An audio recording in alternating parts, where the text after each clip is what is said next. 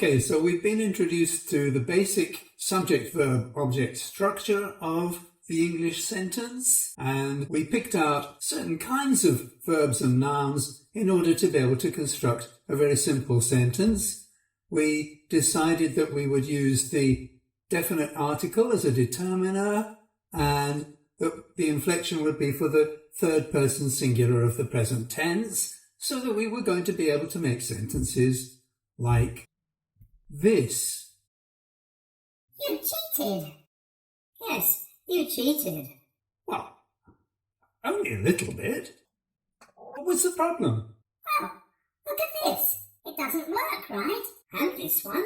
It was wrong. Yes, that's true. Carry makes carries with an IES at the end, and touch is touches with an ES.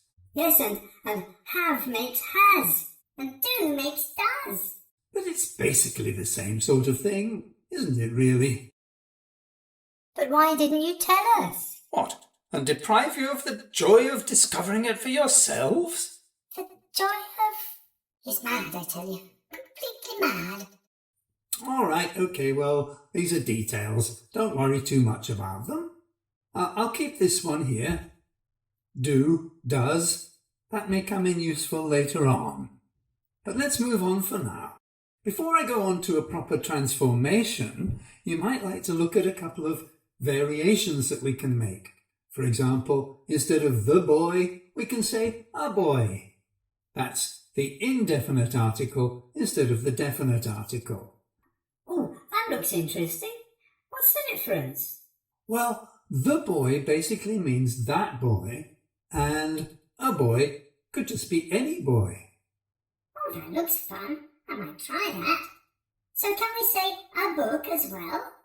Yes, of course. If it's any book, then you can say a book instead of the book. Oh, thank you. And can I say the boy reads a book then? Yes, of course you can. If you know which boy it is, but you don't know which book, then the boy reads a book. Okay, now here's another little trick for you that you might find useful.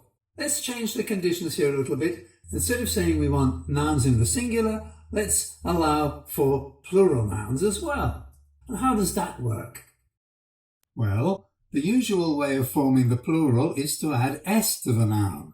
And if we make the subject plural, then the s on the verb has to go. One boy reads, two boys read.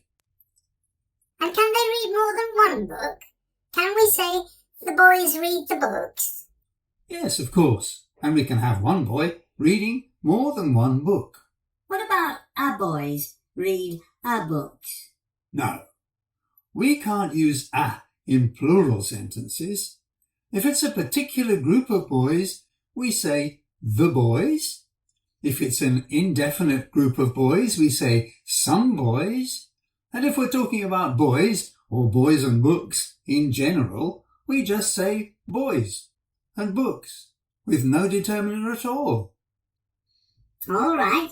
And what about the transformation? You said you were going to show us a proper transformation. Oh, yes. It's like this.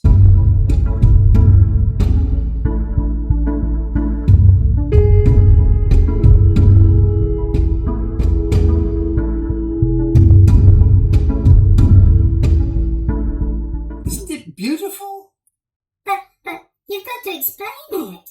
Sorry, I've got to go. I'll explain it next time. Wait.